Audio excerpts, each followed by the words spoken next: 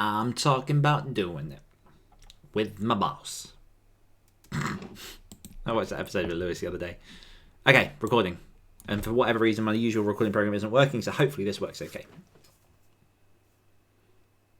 Hey folks, Dan here. Before we started, I wanted to give you a quick trigger warning for this episode. While the front half of this interview contains discussions on Tom Fenton's writing process and journey through film, the latter half, beginning around the 34-minute mark, contains discussions of body horror, trauma, and sexual assault, which some listeners may find disturbing. Listener discretion is advised. Need to enunciate. I'll just do another one for safety. I'll do a second one for safety. And try and get less squeaky chair.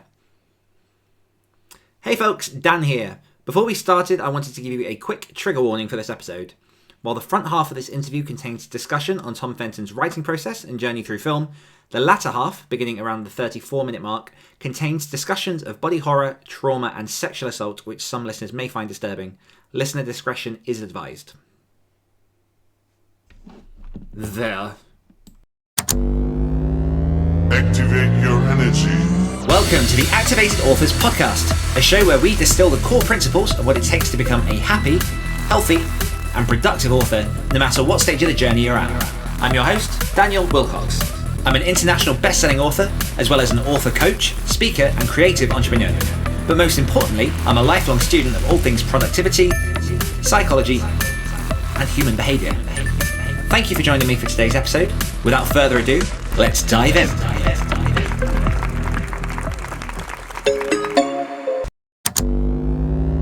Activate your energy. Welcome to the Activated Authors Podcast, a show where we distill the core principles of what it takes to become a happy, healthy, and productive author, no matter what stage of the journey you're at. I'm your host, Daniel Wilcox. I'm an international best-selling author, as well as an author coach, speaker, and creative entrepreneur. But most importantly, I'm a lifelong student of all things productivity, psychology, and human behavior. Thank you for joining me for today's episode. Without further ado, let's dive in. What is up, activators, and welcome to another episode of the Activated Authors Podcast. Today, I'm delighted to be joined by the incredible Thomas Fenton. Thomas Fenton is an American screenwriter whose writing credits include Saw 4, I Spit on Your Grave 2, Slay Per View on CryptTv, Chain Letter Draft, and the Max Payne Draft. He is also the author of the Scream Writers Handbook, How to Write a Terrifying Screenplay in 10 Bloody Steps. Thomas has worked with Paramount Pictures, DC, and Lionsgate, to name a few, and on top of an active writing and directing career, also takes the time to teach future screenwriters at workingscreenwriter.com. Thomas, welcome to the show. Nice to be here. Thank you for having me. I am super excited to have you, mostly because I'll be completely honest up front that I am a bit of a noob when it comes to sort of screenwriting and that side of stuff, but I am a lover of all things that come from creativity and writing. So I am very, very excited to kind of dive into your brain and get your perspective on a lot of stuff. But I wanted to start this interview firstly by looking into where it all began for you. What was it for Thomas Fenton that kind of got you into writing and into creativity? Where did that all begin? That's a great question. I'll try to keep it as brief as possible. I'm from Rochester, New York, which is a small town in upstate New York, right on the Canadian border, right on Lake Ontario. But more importantly, it's the home of Eastman Kodak Company, which may not mean a lot to people today, but back in the day, the Eastman Kodak Company was the foremost image-driven company on the planet. They made all the film that was shot in movies, all the film at Super 8 film, all of the pictures. They were literally, there's a term which is a Kodak moment, which is to say that you're grabbing a moment in time to cherish, and that's a Kodak moment. My father worked for Kodak. He produced all the paper. When back in the day you take a picture, send the film in, and they'd return it to you on little pictures, and that he made the paper for 34 years, and he always told me to be creative, and he would bring home Super 8 film cameras and things for me to shoot with, which is a great format, by the way. And I saw Star Wars after that, around when I was 10. And after that, it's been game on, man. So I started as a crew member. I started as a PA. I worked as a grip and as a key grip and as a gaffer. I graduated music videos. I directed a bunch of music videos, lots of commercials, and wrote spec scripts in my spare time when I was living in Cleveland, Ohio, and got signed in Hollywood while I was in Cleveland because I wrote It's over my shoulder here. It's a graphic novel series that I wrote as an exercise in my basement, and it sold and it did really well. And DC got it. Humanoids through DC got it, and then it's been game on ever since, man. So do you still remember that first experience with a camera? And do you remember specifically what it was that you caught on camera? What was the first sort of thing that you shot to kickstart? Yeah, it was with a friend of mine named Larry, and it was Frankenstein versus the Wolfman. It was in our backyard. My brother played the cop, and he was 5, and I was 8, I think, or 9, and he killed us both with a toy gun, and it was great. And does that film still exist? And I have that film somewhere. It's in my closet over here. I've got that film somewhere. I love that. Must be like fishing that out and just sort of jumping back. And I think that's always been the beauty, hasn't it? Of, since the film format has come out, is that being able to recapture that moment in time and absolutely go back to it whenever you want to. It's made of plastic, so it's not going to go anywhere for a while. Whereas you see videos, if you say any videos you shot maybe 96 or 94, you can't really watch those anymore because the digitals, the codecs have changed, right? Yeah. The compression and decompression software. Mm-hmm. Yeah. And as you say, there's definitely a sort of a path and a journey that you have to go through as a filmmaker to almost earn your stripes to kind of step up. And I've got a friend of mine that used to do a lot of work sort of in British film, working as like a runner and assistant director and trying to make his strides in there. How do you think getting into the film industry has changed over the last sort of couple of decades in terms of trying to find your feet as a screenwriter? You don't have to go back decades, man. You can go back just a few years. It's somebody asked me yesterday because my first film I made, it's called Striking Point. It was when I wanted to be Shane Black and John Woo. I wanted to be a mixture of the two. I guess I wanted to be Shane Woo, and I made that movie for $50,000. We shot it in 12 days. It ended up doing really well because it was kind of a violent international Reservoir Dogs. It came out at the same time that Tarantino's movie did, and it did really, really, really, really, really well. And but it was the last bastion of VHS blockbuster movies, and by then you had to shoot a movie on film. We shot that film on 35 millimeter, which was brutal because it was a 1-to-1 ratio, which means every take I had to use. It was brutal. But anyway, the special effects were done by the guy who did RoboCop, though, so it was really violent and people blew up all the time. It was great, big production value for that. And but then you had to shoot a film, take it to a festival, say Sundance or Slam Dance, and then hope for the best. Now, what we did was we pre-sold the idea to a distributor who was a fan of the script, so that did okay. But now, I'm talking like 2 or 3 years now because of COVID.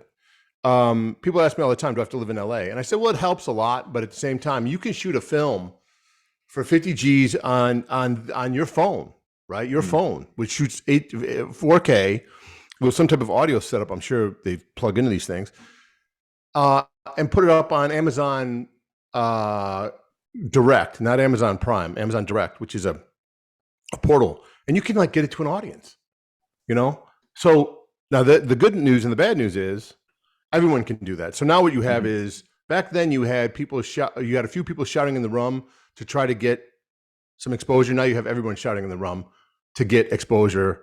Mm-hmm. So there's a lot of voices. So the idea of having a Blair Witch Project, which was a breakout film, or an El Mariachi, which is a breakout film, these are all under $10,000 films. I think Blair Witch was like 20, but that's more rare. In fact, even Saw is a good example, $1 million film, right? Shot in 19 days or 17 days in that one location over at the studio in LA. Breaking out, it's rarer because there's so much content. Yeah. So that's the difference. It's literally, I was trying to think of this analogy the other day, that right now we are the difference between the Lumiere brothers shooting in the Black Dahlia and shooting in the 90s. There's a huge difference between the two, and there's a vast amount. There's 100 years, but the difference between shooting in the 90s and shooting now is 10 times greater, but half the time. Mm-hmm.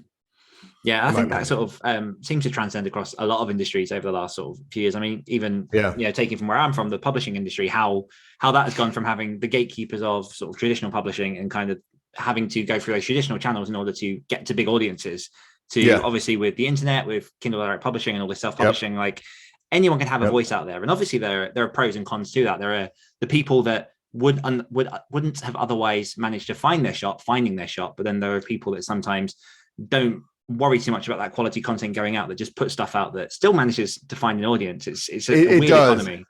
It does. I think the scattergun effect is I've never been a big believer in that. I think it's important to focus on one thing and do it really well. Yes. And work that thing. I think there's a lot of people out there, a lot of guys that come to mind and girls come to mind that make movies that are literally just trying to get it on the Facebook Play, I think, and make. I mean, they're shooting these things for like $7 or $8 grand. I think you should probably save up your money and shoot something higher quality, and then work it right. Really try to get out there, get some advertising. Because I think quality still stands on its own. It's just you have to work a little harder, but the opportunities are greater. So it kind of levels out, you know. Yeah, absolutely. Going into obviously more specifically your stuff, in terms of screenwriting, what was your first big break, and how did that come about?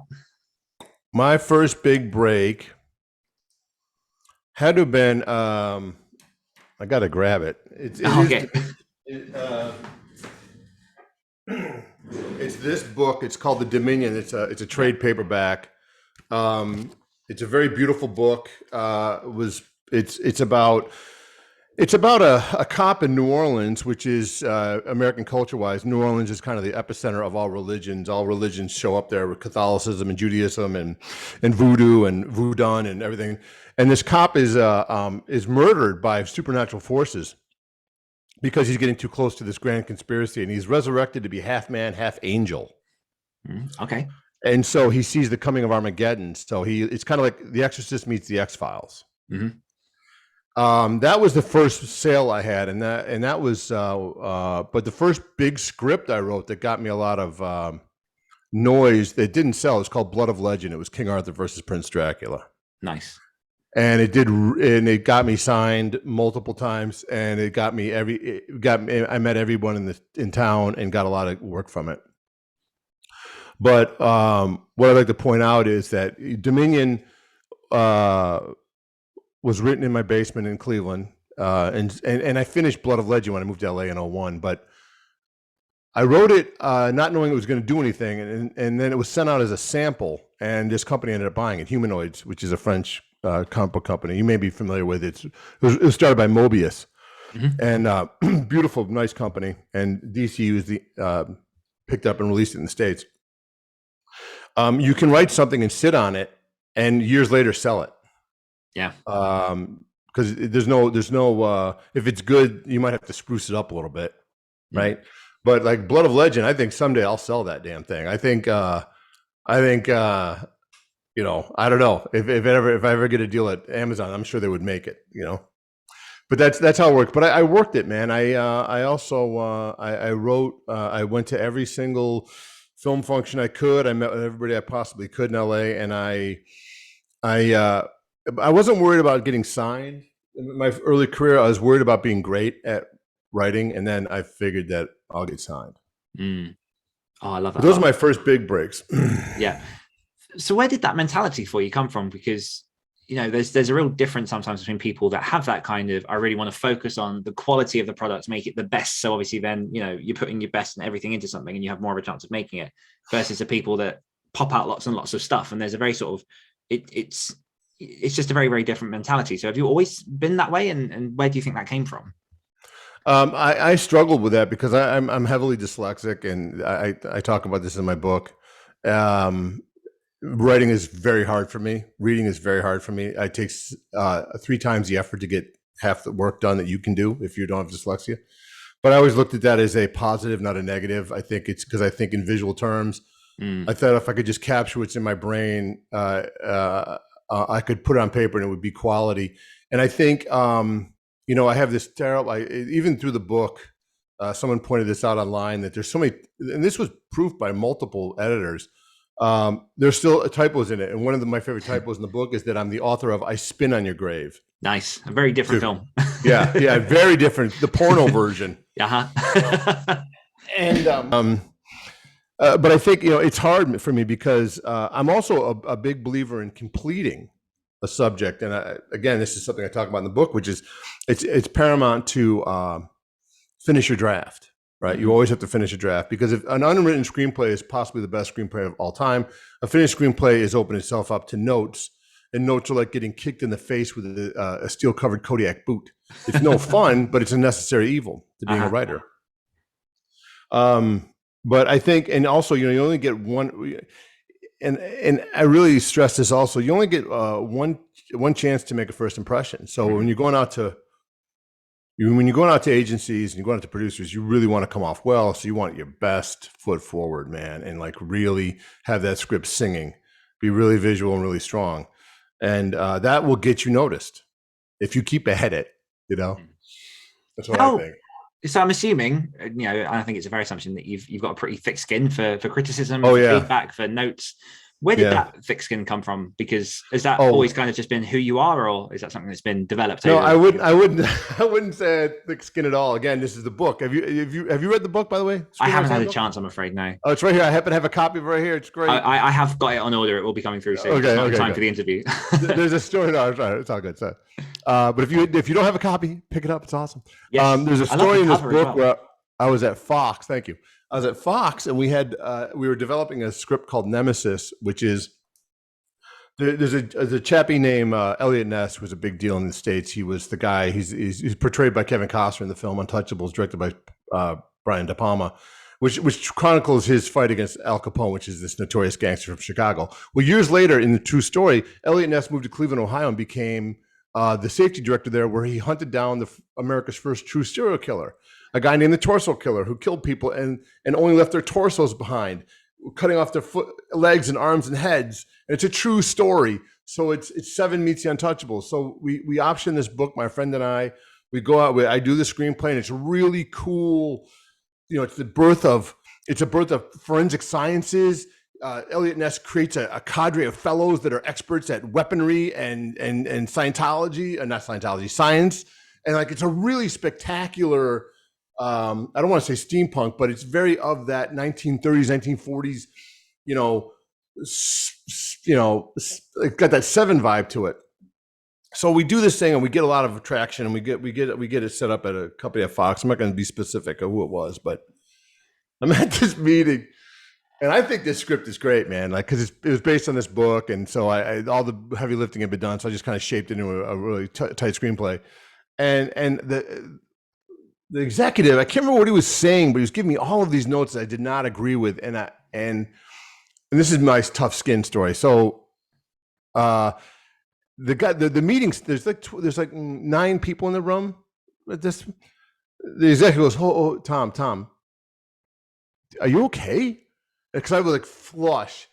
And I said, "Man, I'm just absorbing your notes." Because I get really take offense when you come up with these notes, but you have to take them in, because you can't send and receive at the same time. You have to take it in, mull it over. My favorite thing back then, because due to proximity to an Arby's, I used to go to Arby's after these meetings. So I treat myself to a big beef and cheddar, which is a terrible. Nice. I can't eat that anymore because I have a low sodium diet. But you have to. I still take things really personally. I'm not going to lie and say I've got this. I don't have a tough skin, but I've got a skin that's used to being kicked. Maybe that's the same thing. I'm not sure. We just had a take go south the other day. We thought we had a deal with another company, and they just decided to pass out of the blue. And I was shocked because I thought we were all on the same page. But you just have to persevere. You have to it's okay to get knocked down. You just have to get back up. I know that sounds very cliche. Yeah. We just move on to the next thing. Yeah. And again, sort of my understanding of the screenwriting industry and sort of film itself is very sort of minimal at this point, but it's something that I definitely look to expand to at some point in the future with some of my properties and potentially looking at turning those into other things. Would you argue that it is a case of playing the numbers game when it comes to this kind of industry and putting more stuff out to try and option that, or do you stick to one property and then really try and shop that and find the home for it where it should live? No, well, you said 2 different things at once. There's optioning. One thing is completely different from speccing. So I will always have 5 things on the go, right? I'll have 2 specs I'm working on. I'll have an option going, and I'll have a video game treatment. That's 4, right? I can't remember what the 5th thing was. Maybe I overstepped my bounds there, but I'll always have something on the go. Or I'll do. Somebody will ask me to do a take, right? They'll say we're doing a movie on. My favorite, like a take is, for instance, when a movie will come out and they'll say, well, we want something similar to that. What do you have? And like, I'll do a take for, I don't want to be specific because I don't want to out this company that's looking for a movie just like the movie that just came out. But you have a lot of things on the go, but again, it's back to quality control. It all has to be really good. But when you option a book, like what we do with Nemesis and we did some video games and stuff, a lot of the heavy lifting is done already. So you can kind of just stitch it all together. I say that like it's easy. It's not easy. I've just done it so many times. It's easier for me because I'm used to doing it. But I think it's important to always be busy, always be developing. In fact, right now, I soft pitched a producer on an idea and she loves it. And I don't know what I just pitched her one line. I said, a movie about blankety blank. And she goes, that's great. That's great. I said, well, I got to think of this now. I don't know what to do now.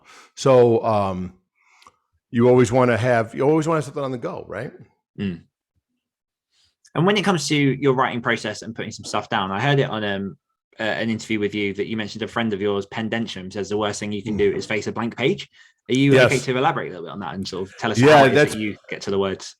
Well, prior to, I met Penn in 2009, and I'd already been established. I was already had multiple deals. I was already working. And we had set up a script with a company to do a TV series based on Little Red Riding Hood as a werewolf hunter, the present day, kind of like a Laura Croft thing. And Penn was the showrunner on it, and I was the creator of it. And meeting Penn Densham was like seeing the sun for the first time. The guy's an Oscar winner. He worked on he produced Backdraft. He wrote Prince of Thieves for Kevin Costner. He's done a ton of stuff, tons of TV. He had Trilogy Entertainment. They did Poltergeist: The Legacy. They did Twilight Zone, tons of stuff. And the guy taught me really on how to card, how not to face a blank page, like I said, because there's so much research that comes into doing a screenplay, right? You always want to. You want to have the list that turns into cards that turn into an outline that turns into pages. So you just want to be prepared. I used to sit down and be rock and roll about it. I used to go, I'll just write it, man. I don't know. I got an idea for a poster. I got a title, and I got the spec that got me the Saw franchise. Working on Saw franchise it's called Prodigal Son. It was about a freelance exorcist who didn't realize he's the Antichrist. And it was about a guy becoming the devil. And I thought, well, that's a great idea, man. So I'll just write that. And I said it. It's one of those scripts that worked out because it got set up at Beacon. It ended up getting derailed because of the remake of The Omen back in 2006. But it was one of those lucky ones. But if you just sit down and write and just go, I'm gonna wing it, man. I don't know where that first act is, man. I'm a nonconformist, man. I'm just gonna do whatever I want to do. You're gonna be writing yourself. You're gonna run out of steam by the mid of the second act, which is about page 45, and you're gonna write the ending, and it's gonna be crap. Penn taught me to take my time to think things through, to create these things called islands of sanity, that's his term, which are these scenes that are gonna work. And now I'm gonna make another scene that I know is gonna work. Now I just gotta stitch that together. And stitching, by the way, is another word I learned from him, stitching things together. Good guy, smart guy. He has a book called Riding the Alligator. I love it already. Excellent. Well, have you? I love it already because the title itself sounds amazing. Yeah, it's great. It's great. Yeah. Ron Howard loves him. Shane loves him. Everybody loves Pendentium, man. To know Pendentium is to love Pendentium. And I'm going to send him the link to this so he knows how I feel about him. He knows I like him.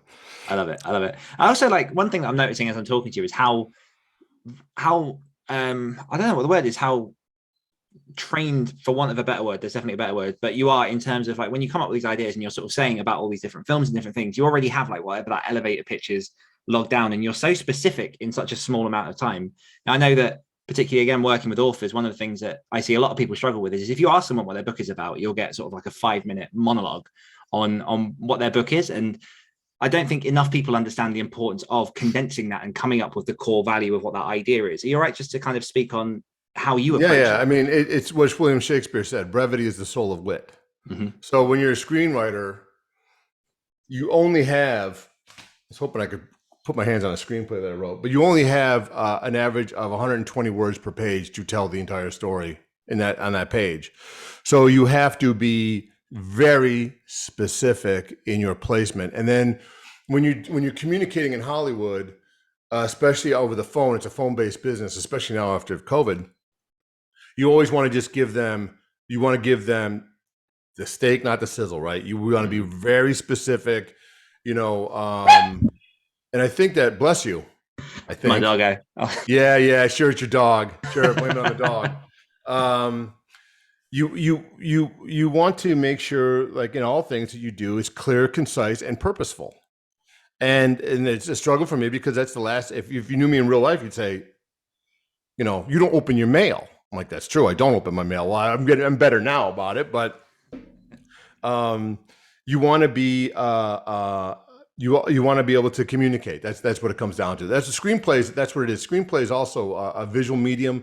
The challenge there, I find, and this happens with every single the class that I teach. I teach this when I have time. There's no set schedule because when I'm prepping a film, I can't possibly do it. In fact, we had a class scheduled late last year, and I was called to New York to do some body and fender work on an HBO movie, and I could not teach it from my hotel room. I thought it was not servicing any of the clientele. So these things kind of come and go, but I make sure that when I have an author in there who's got a novel, is that you know, it's not the quantity of words, it's the quality of words that you're using, and we don't have the possibility in film unless you're really good at writing narration, which nobody that I know is. You don't have any inner monologue. If you read Stephen King's books, they're spectacular. And also another book I'd suggest anybody read is called On Writing by Stephen King. Yeah, it's fantastic, isn't it? He has all these inner monologues. You can't do that with film. So you have to be very, very specific. And you'll see, you know, one thing I'm fond of saying, and I think I'm correct in this, is that, you know, creativity is a muscle. Yes. Like all muscle, the more you use it, the stronger it becomes. And I think it's unwise when you're first starting off to say, well, my stuff's not as good as blankety blanks, Stephen King's, or in a novel, or Walter Hill, screenwriting, or William Goldman. But they've been doing a lot longer than you have. And when people hear me talk, like, oh, you're so good at like just nailing what the movie's about. Well, that's because I've been doing it for 20 years. And believe me, my famous war story is I was called into Gail Ann Hurd's office. She produces The Walking Dead, among other movies, and she was James Cameron's partner for years, did Terminator. They had a movie for me called Hell Cop with The Rock, Dwayne Johnson in it, and I was going to work on that. And they gave me the comic books. I went home. I came home to take. A pitch is supposed to be 15 minutes tops. It was my first pitch. I want to make sure I covered all the bases, man. I was going to make sure that you got to hire me, man. I'm like the guy for this. I pitched. This is no joke. This is true. I pitched the first act in 30 minutes. The first act is supposed to be 30 minutes. So I'm pitching it in real time. How did I even manage to do that? She excused herself from the meeting. She goes, look, it wasn't Gail Ann Hurd, it was an underling. She said, well, I got to go to lunch, man. We've been here for like, you know, and I said, well, okay, well, I'm never going to have that happen again. So then I learned to pitch and communicate the way you mentioned, time and time again, over and over again, and learn how to do it. Yeah, it's one of the things I love about running this show and just speaking to people from like different disciplines, different backgrounds, is some of the universal truths, like the creativity being a muscle thing. It's something that I try and tell so much to so many people, because a lot of first-time authors will pin the success of who they are as an author on whatever their first book is. Yeah. And it kills me because I'm like, but you've written one book, like write the next one, build that muscle, practice, like learn all the lessons that you need to, like it's the long-term game. And it's just one of those things that I think a lot of people just really, I don't know what it is about creativity that people think it's this inherent gene. I think there's certainly an element of people are predisposed towards being more creative, but in terms of how skilled you are in your discipline, that comes from practice, or at least that's kind of how I found it. Yeah, it comes from there's two things I believe. There's the muse, then there's your process. Your muse, like you know, I have I'll have about 25 movie ideas a week for different films. 20 of them suck. 3 of them are pretty cool, 2 are epic, and 1's worth working on. And then I've developed a process, and I talk about this heavily in my book, because this is what I think people don't realize, is that screenwriting and writing itself is a job. People think, well, that's something you do when you're trying to relax. You sit at a keyboard and tap away. There's nothing more exhausting than constant thought. And so the best way to do that to make sure your productivity is up there. I call it the rule of three. It's in the book. The rule of three is this, because to keep yourself from being long-winded, no scene should be over 3 pages. No dialogue should be over three lines. No action line, which is he pulls the gun out and grabs the car and drives off. Should be more than 3 lines. And you should write 3 pages a day. And in 1 month, you'll have a screenplay. Right?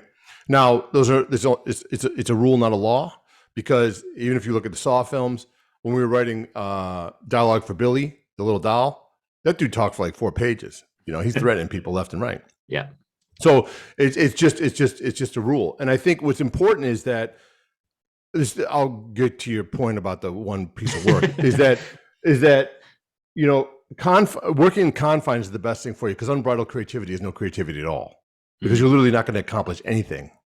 So if you work within parameters, you can get a lot done. And when people write one thing, like I did that too, man. My first script, The Whisper Man, I wrote that in like 89. And I was like, this is it, man. This is the best thing ever. And it's junk. It's junk. It was not even a good idea. I don't know. I can't even tell you what it's about. It's a great title, Whisper Man. That's kind of title. But I always tell people, before you seek representation, before you seek the world, you need to have 5 specs in the same wheelhouse. What's a wheelhouse? Wheelhouse is I write horror action, so I just write horror action. I have a drama. We spent 10 years on it. I had it set up.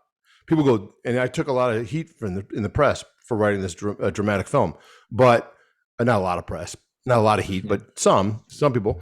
But this is what I'm known for, and I'm really good at it. So that's why I get called, because I have 5 good examples. So when you start off your career, you should also have 5 good examples, not 1, not 2, because because I think it also comes down to like, you finish something, you turn it in. Look how good I am at this. Check this out. Read this. This is awesome. This is fantastic. Best thing you've ever read. Best thing. I get that all the time. I have a script consulting service that I run when I have time. People hire me, I consult on their screenplays, and a lot of them are terrible. But it's supposed to be. I go, good for you. This is terrible. It's got good bones. We'll make it work. And if they apply themselves, it does really well. I had one of my students just got signed by a major agency off the script that we worked on together, because the script had good bones. I think a lot of people, they layer on contraptions and they think that's going to solve for a bad plot or bad story or bad characters. It doesn't. I think writing novels, I have a novel, by the way. It's called Men of the Hill. It's about 2 legionnaires in Caesar's army as they attacked during the Celtic Wars. I started it 5 years ago. I'm on page 2. It's very hard to transition from screenwriting to not writing a novel, by the way. That's what I think. Yeah, they are sort of very different feeling, I guess, just even how you sit down and do it. But I definitely want to jump onto some of the source stuff, because I've got a few questions about that, and obviously like it's brought up as a fair thing during this conversation. But before I get to that, since you mentioned working on other people's screenplays and stuff as well, sort of consulting, what are some of the very common mistakes that you see in screenplays that are quite easily rectified, arguably? Pacing is one, because this harkens back to trying to tell me everything and not show me anything. That's one. Yes. Where you want to, and you never describe in a screenplay, because no one wants to read your screenplay. They want to see your screenplay. So you make it as visual as possible. The other thing is not putting the work in, because the stuff I work on is genre stuff. So no one's sending me like the picture I mentioned right now is the one that I was getting. We had Kevin Spacey at one point before he went nuclear. We had Hugh Jackman in it. It's called DeLorean. It was the story of John DeLorean, the making of the DeLorean sports car in the 80s. It was the true story of the man who took the 80s for a ride. And we had it set up, and it was my agent said, if you win an Oscar for this, this is going to be the strangest career trajectory of all time. I said, I know, I will be, but it ended up falling apart, because that's how Hollywood works. But we spent a lot of time, and I was able to bring to bear. I learned so much writing that screenplay about characters and people in the 80s and trying to, like, the Irish, and it's a fascinating story if you don't know. It's a fascinating story. I was able to port a lot of that stuff into my genre writing and kind of elevate my genre writing because I'm a big believer in characters. Or number one, we talked about Poltergeist offline just a minute ago. Yes. The reason why Poltergeist works so well is because you want to hang out with the Freelings. You want to like, they're cool, man. Like they're good. They're a nice couple. They smoke grass. They jump off the bed and pretend they're jumping off a high board and they're building a pool in the backyard. They're good people. Like you want to hang out with those folks. And I think that's the other thing I see. People turn in, they're not characters, man. They're people saying the dialogue, but they're not characters. There's no one I can get behind. And not to run off on a tangent here, but you asked, I was walking through Sony Studios with Jason Clark one time, and Jason said, because we were developing this script with Dean Devlin, and he said, man, this script's like one of the best action. You write the best action. It's about witchcraft civil war between two witchcraft factions. Nice. And these cops that are trying to stop it. It was Blade Runner with witchcraft. And he goes, "This is some of the best action I've ever read, man. Some of the best action I've ever read. But your characters are terrible. Nobody cares." So after we left lunch, I went in the corner and cried for half an hour. You don't know what he's talking about, man. My characters rule. Like they didn't rule. They were terrible. And so I took that to heart and really worked on characters. Story, character. And these are things I see. I don't see people develop this stuff. But that comes in the rewriting. You know, writing is in the rewriting. You know, I think another misconception is that they think, well, they can write a draft and they're done. Man, I can't even tell you. I want to say 40 drafts of the script one time, just constantly sharpening it constantly. And it gets better every time you rewrite it. That's the other thing that people don't realize. Writing is in the rewriting. That's the end of that there, man. Okay, so like I say, we've circled around Saw a fair chunk. Like this is definitely sort of one of the things that I wanted to quiz your brains on, because I think Saw was really my first. The Saw franchise itself was my first sort of entry into horror films, and particularly sort of the series horror films when I was about maybe 15, 16. And you know, you handled the screenplay for Saw 4, and I don't know how you did it, because it goes from, obviously you know this, but the story from Saw 1 is very, very small. It's very intimate. It opens up into number 2. You kind of get the bigger picture on, you know, what's going on with John Kramer and everything in Saw 3, and it wraps itself up in such a way that it feels whole.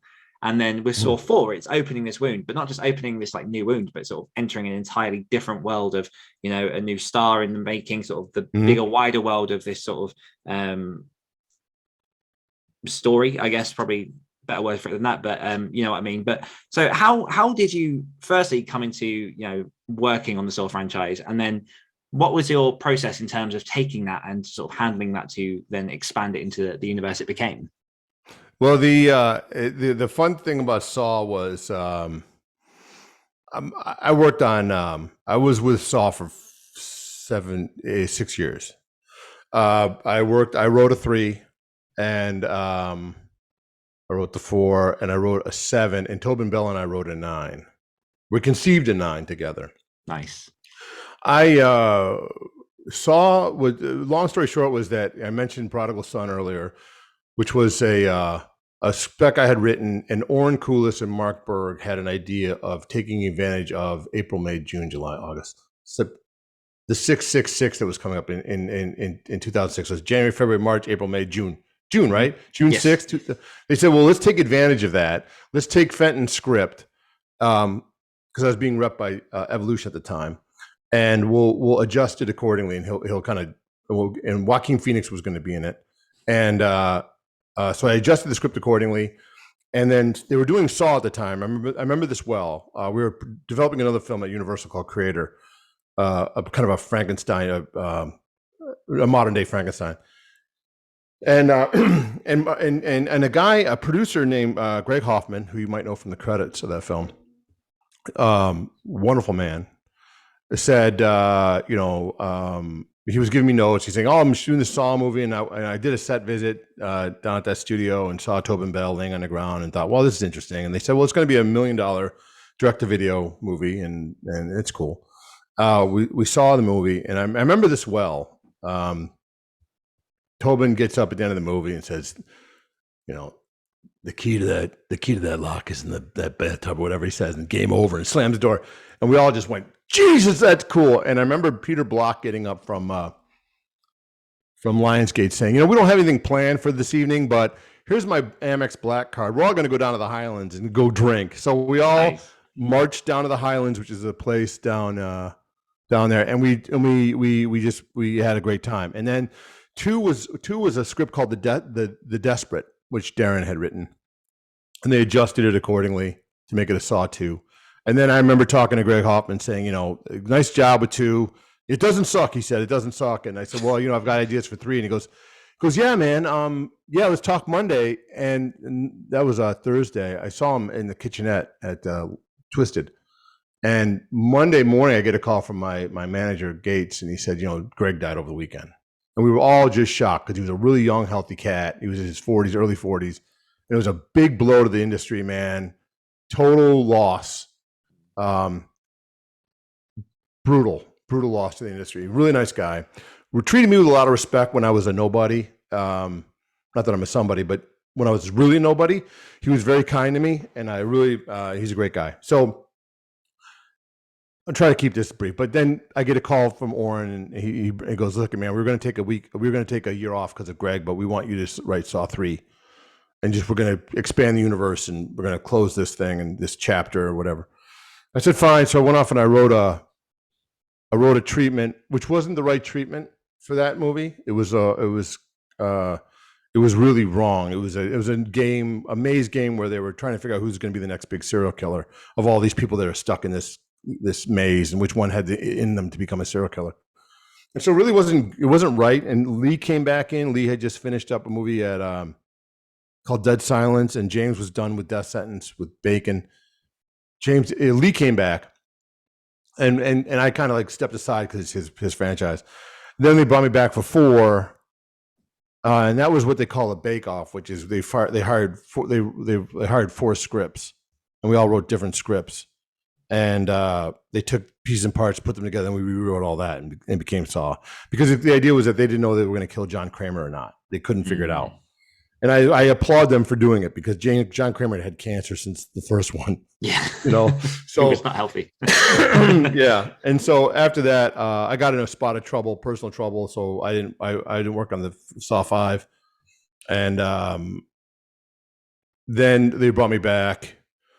I think at 6, I think at the premiere of 6, I was taken aside and said, we're going to give you back the franchise. And because Marcus and Patrick were going to go on and do other things. And I don't know whether they were being told the same thing, because you never know how these things are being treated. There's an old axiom in Hollywood, which is Hollywood treats its writers like shit, but pays them really well to make up for it. So I don't know. These are things I was told. I don't know if they were common. So then Paranormal Activity came out and kind of squashed that. And then Tobin Bell and I did a thing together. So what I think was important to realize is that when the Saw franchise, the genius of James and Lee was they decided that whatever happens in the universe is whatever happens in the universe. You can literally play the Saw 4 is a parallel story with Saw 3. And so when you start doing those kind of heady moves in horror movies, you can do anything you want. I can't tell you what Tobin and I wrote because I still have an NDA in force with them, but it would blow your mind, man. I didn't see the Spiral movie. I don't know what they did with that, but it was really something. And, the one thing people don't realize, and maybe they do or maybe they don't, is that Saw was a short film that those two guys shot, James and Lee, and they walked around town and they showed this short film where Lee played Amanda's part, where he's kind of recovering from the reverse bear trap. And they wouldn't sell it unless they got to star and direct it. And I know 2 other production companies that tried to buy it, and they wouldn't sell it. And these guys were on top ramen. These guys were eating top ramen in like a 1-bedroom in West Hollywood. North Hollywood. These guys had no money, but they stuck to their guns, and look at them now. I have a lot of respect for those cats, man. They're very, very smart guys. Invisible Man's a great movie, by the way. I don't know if you've seen it. Lee did a killer job with it. It's fantastic. Fantastic. Nice. Fantastic. Add that to the list. But long story short is, Saw is a world builder. It's a rare world builder in the horror franchise. So we were very aware of who was available, what actor was available, what we wanted to do with the story. And it was like working on a TV series for a long time. What's the new one going to look like? What's the new one going to be? And how to up the stakes and how to up the traps. And Yeah. See, I've never considered those kind of elements of, you're not just writing the story, but you're having to put the pieces of the puzzle together Yeah, in the sense of literally, casting and long-term sort of views. literally, yeah, literally, because we had long-term cast members. We had people. We had with Donnie Wahlberg from the New Kids on the Block. He was playing Matthews, and his avail was only limited because. And what Mark and Oren did, and very smartly, is they would shoot extra scenes. I can't tell you what they were, because they shoot these alternative scenes and say, well, you have your choice. You can either have this, we killed this character, or this character is alive. Depends. What do you want to do? Mm-hmm. And so they were smart about this stuff, man. Yeah, it was a fun trip, man. It was a fun trip. And the best thing about it, and I'll end with this saying that people often talk about when you see the Halloween picture that John Carpenter made or Sean Cunningham with Friday the 13th, did they know they were making an epic? And I don't think they did when they did the first Saw movie, but when we saw it, we all knew this is gonna really be something. There's no denying it. There was no ambiguity. Like, this is badass. Like, these guys did a great job, and we all knew it was something special. Mm-hmm. And I remember there was a website called the House of Jigsaw, which was a big fan site. This is like 04, 05. And the rumor was that Saw 2 is called Hacksaw. I remember that well. And I said, Greg, are you calling it Hacksaw? He goes, no, I'm not calling it Hacksaw. I like that. But it was like, as I say, the first film is very self-contained. There's, oh yeah, in terms of shot in one location. That's one studio. The first movie's shot in one place. Yeah, that's a studio with the basement with the wire trap. The Gordon's apartment is apartment. It was all in one building. Building. Just convenient, isn't it? Especially for the actors. And here's the thing, which I love, blow people's mind. The bathroom set in that movie has not one single piece of real tile on it. That's a whiteboard with magic marker. What? Wait, what? Yep. It's a that's a manufactured bathroom. There's not one piece of tiling in there. It's all drawn on white pieces of paper, whiteboard, and put on the walls. Who drew that? For the brilliant art department. That's incredible.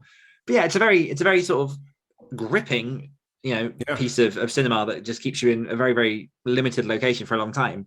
And then, as I say, like number 4, it blows wide open. How did you manage sort of the overlapping storylines? Because it wasn't just, obviously keeping all like the ending hidden within the story. I don't want to say, I mean, I'm not worried about spoilers. People who, if you've not watched Saw 4, it's a bit too late, but like the twist at the end, and then obviously you have, like you say, different things from Saw 3 happening on the same timeline. And how did you in your head actually juggle that in creation?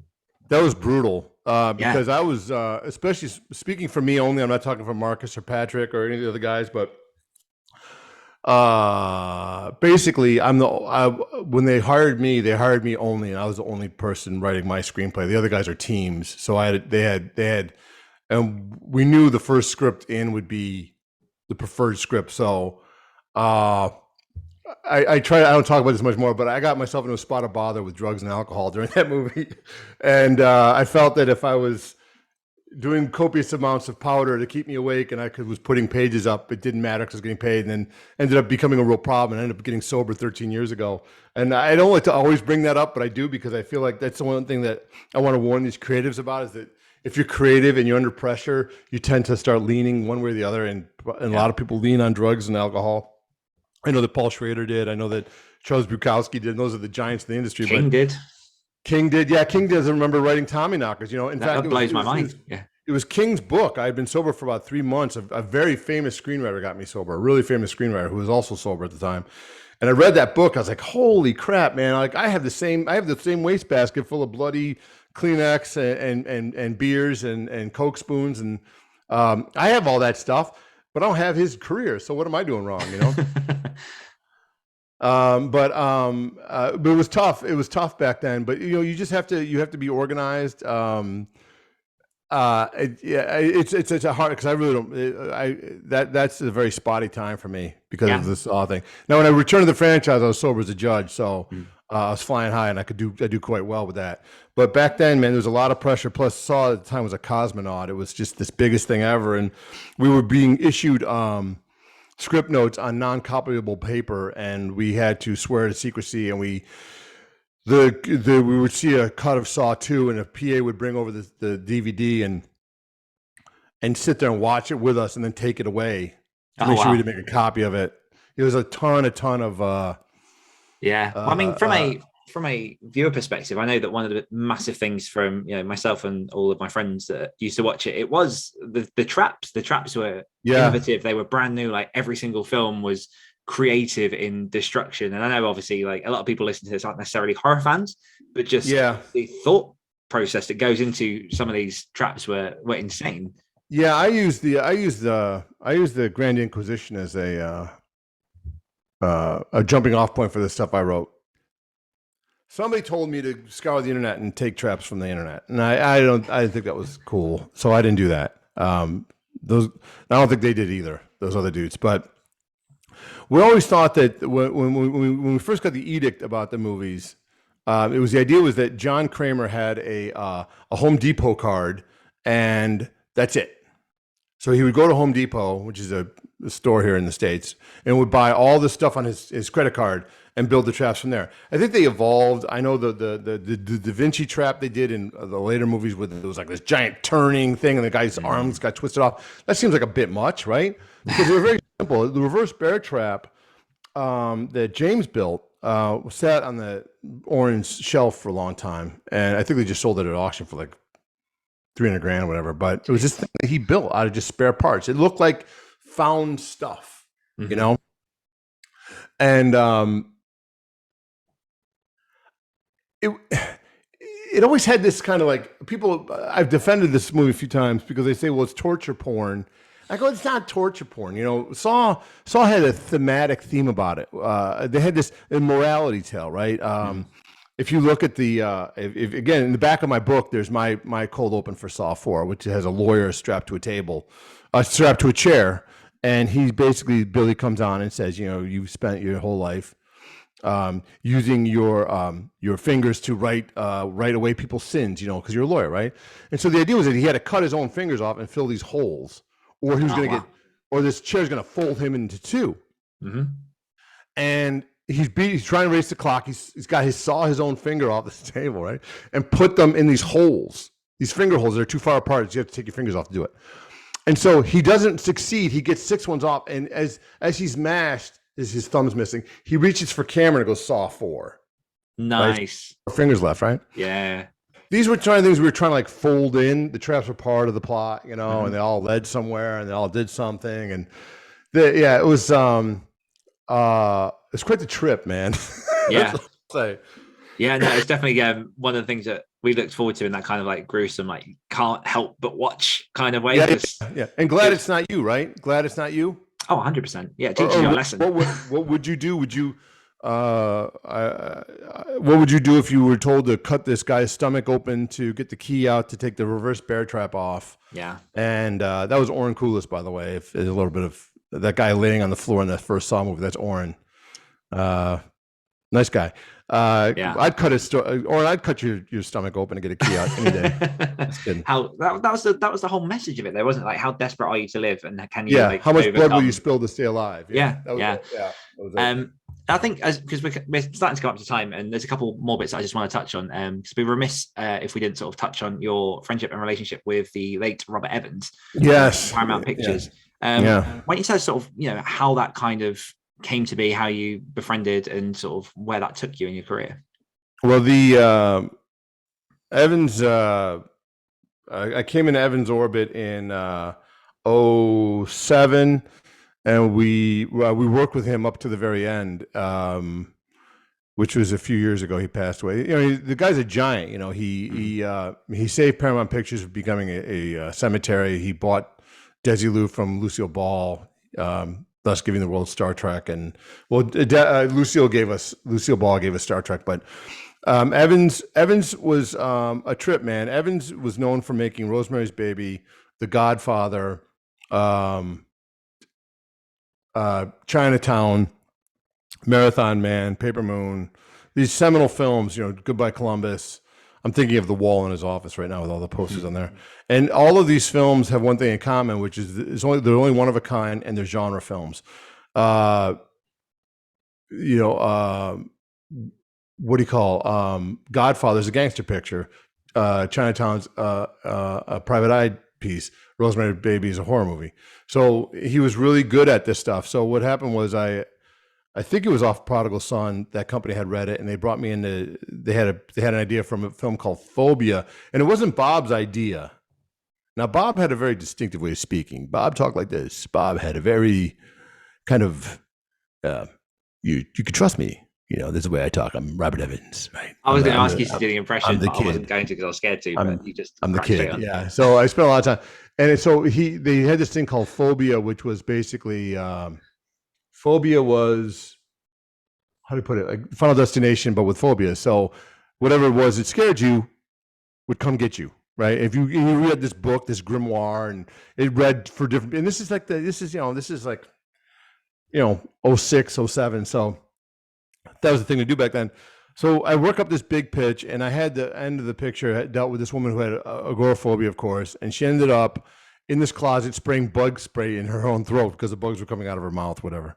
Something really pleasant like that. I'm sitting next to Evans, and there's this table full of Paramount executives and stuff, and Evans is sitting there, and his brother had just passed. By the way, his brother had produced Tootsie and a bunch of other movies too. Charlie, he had passed like a month ago, so I knew it was a sensitive time for Bob. So I was like, "Well, I don't want to go pitch Bob this movie." Well, you got to, because he needs to hear it. So we go to pitch it, and I'm singing my heart out, man. I'm pitching my guts out.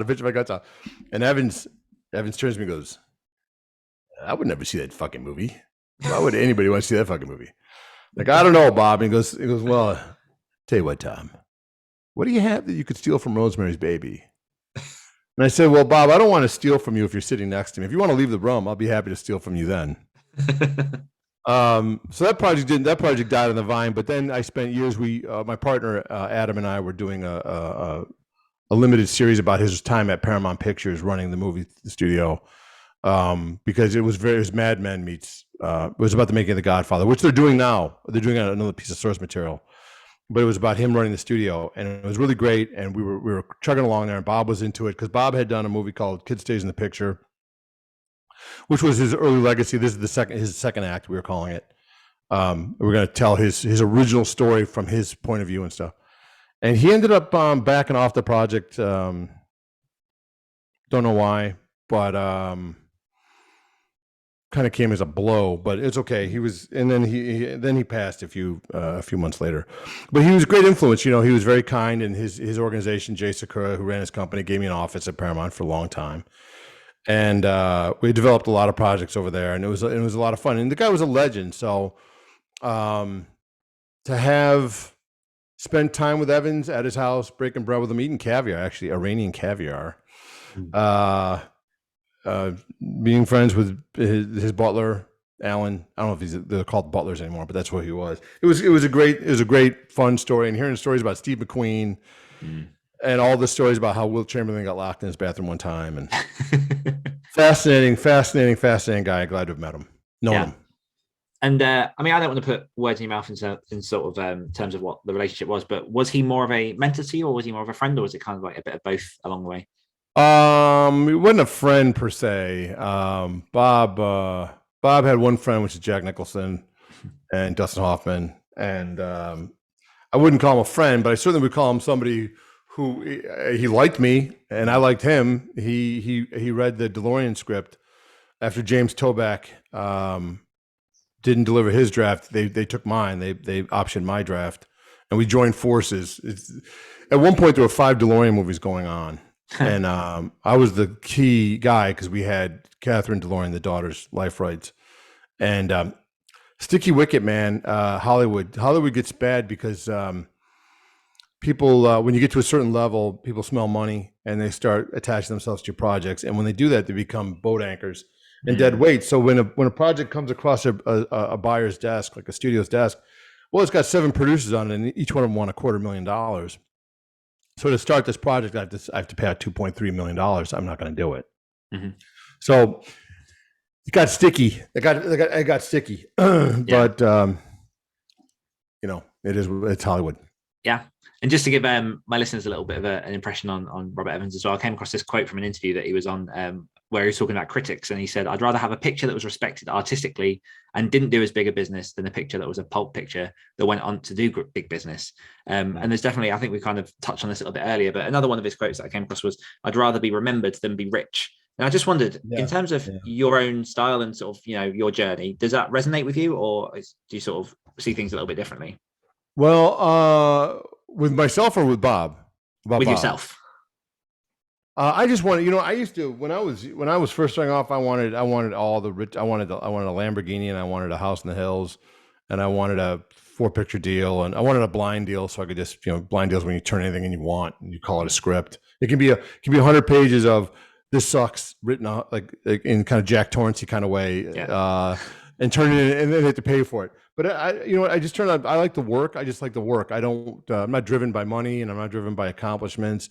I do feel that we were screwed out of a MTV Scream Award in 06, but that's neither here nor there. That would have been fun to have. But no, I think it's a good job if you can get it, and it's about being creative in the day. It's about exercising that creativity. Sometimes exercising those demons. I'm always fond of saying that the worst day in Hollywood beats the best day in a pencil factory. I'm not dismissing people in a pencil factory, by the way, but because Hollywood can be pretty brutal, but it comes with the territory. Yeah. And I just want to do good work is basically what it's about. Yeah. I do have one question from our mutual friend, Julie Heiner, who says, you wrote the script for and directed Striking Point, which was released in 1995. Did you plan on directing it as you were writing it? And what was it like to direct the film that you wrote? Well, as I mentioned before, it's a whole different world when I did Point. I was going to direct it because there's nobody else to direct it. Now, I'll tell you the movie wrote right now I'm directing, which is, I think it's a more apt because things have changed so differently. Back then, it was like I was a key grip, so I knew cameras could pull this thing off. So that's why I directed that, and I did a terrible job. That movie is very flawed, man. But it was finished. I made a bunch of money, and that was what that was to do. Now, this movie I'm doing now, it's called The Entity Haunting. It is based on the Doris Blyther story that was made famous in the 1982 film The Entity, about a woman who's attacked and raped by a ghost in Culver City. Barbara Hershey was in it. Now, that was a story that was based on the Frank DiFelita book, which happens to be right here, unread, a used copy, unread, because I can't use anything in it, and so I didn't read it. And I'm going on record as saying I haven't read this. I just bought it for $2 in a used bookstore. But that was a really scary movie, and we're remaking it because we're retelling the story because I spent 2 years with the son of Doris Blyther and learned the true story of what happened to her, and it's more terrifying than anything is in that fictional book. So that movie is planned meticulously for me to direct it, to play to my strengths, not my weaknesses. And my strengths are characters and actors, not special effects. I'm going to leave the special effects to somebody who knows better than I do. But I think if your audience is interested in getting a career, the best thing to do really is make your own movie. It really is. It's write something that's cool. Right? You can do a short, or something contained. 5 or 6 friends locked in a cabin, and they read from the grimoire that releases the devil in the woods. I guess that's Evil Dead, but maybe come up with something a little more original than that. There's so much to do now that you can write and direct your own stuff. It's stunning to me. Yeah. It's just perfect. I was about to ask, what's a good place for screenwriters out there who are looking to, actually step into that arena and really try and make an impact and potentially get some money? What is a good place for them to start? Yeah, is it making a film? Yeah, it is making a film. I truly believe that, but you have to make it really original, though. People think, well, we're going to do 10 Little Indians. 10 Little Indians are you familiar with that concept? 10 Little Indians. I feel like I am, but not enough. Yeah, I don't know if it's a screenwriting thing or what, but that's where you have 10 characters, and they all have flaws. It's basically what Event Horizon's based on. So the one woman misses her son, the son comes out and kills her in Event Horizon. This one guy, Lawrence Fishburne, worried about somebody dying in a fiery death. Well, now he's haunted by the guy in the fiery death. But that's 10 Little Indians. So it's basically your weaknesses come alive and kill you. It's kind of what Phobia was, really. Those guys stole that too, but just kidding. But make it more original. Like I talk about this in my book, which is familiar with a twist. So if you're going to make a movie and you love the Halloween movies, we'll make it a female. Yeah. Michael Myers, add to it more than that. But that's a place to start. And see if you can't get some traction that way. I think that's a great thing to do. I'm jealous. Man, back in my day, we were shooting Super 8, scratch on lasers. It was hard to do. Like you say, some of the things that I've seen shot on just an iPhone are incredible. It's amazing what you can do with just these things that most of us have in our pockets. Yeah, it's stunning. It's I on this computer I'm talking to right now, I've got a 26-inch Mac, and I've got Final Cut Pro. I had a post-production company in the 90s. I spent hundreds of thousands of dollars on this equipment, and this thing I'm on right now does 1,000 times more than what I could do, and it cost me a couple grand. It's amazing what you can do. It's amazing what you can do. Yeah, people forget that, I think, very, very easy. Yeah, just they do. How lucky we are to live in this time compared to how very true. Very true. Everything was difficult. We are going to have to pull this to a close, I'm afraid. And I definitely have 1,000 more questions. So, as we mentioned earlier, if you're up for a part 2, we can always try and book that in. But just for my listeners, where can they find out more about yourself and all that you've got going on? Well, if they're interested, workingscreenwriter.com is kind of like my portal when I'm not working. I teach these classes, and the reason why I started teaching classes and wrote the book was because I couldn't find Blake Snyder. Blake Snyder's a good guy. He wrote Save the Cat. Mm-hmm. But Blake Snyder wrote this film called Stop or My Mom Will Shoot with Stallone and Estelle Getty in the 90s, and that's really great. But the business had changed so much since the 90s. So I thought, wouldn't it be interesting to tell people really how it works? Mm-hmm. How does it really work, and also how to write scary movies? And that's what I do with Working Screenwriter. Working Screenwriter is because I am a working screenwriter. I make my money writing, not teaching. I teach because I really enjoy it. It's a chance to talk to me about, and everybody asks about agents and stuff. And I always say, well, worry about your script first. Yeah. But it's a way to talk to a professional. So it's workingscreenwriter.com. I can be reached through there. And I don't have any classes scheduled at the moment. I might. It depends on my schedule is, but I post on there every once in a while. Perfect. And how about socials? Where can people find you on social media? And Thomas Fenton _ Insta is my public Instagram. Mm-hmm. And that's about it. And Twitter is at Thomas Fenton. Excellent. I'll have links to that all in the show notes. Anyone who wants to pick up a copy of that book, I recommend it. Go over onto the link again in the show notes. It'll just catch it on Amazon or all the good places. And I will say a big thank you to Thomas for joining me on the podcast today. A massive thank you to you, the listeners, for tuning in. And as always, if you're looking to level up your writing and activate your author career, head on over to activatedauthors.com to find out all about our community, our resources, and everything else that we've got going on. One more time, Thomas, thank you so much for joining me. Thank you. Genuine pleasure. It's been a lot of fun. Thank you. I hope I didn't talk too much. No, it's fantastic. It's just the right amount. Thanks, man. All right. Thanks. See you next week. Activate your energy.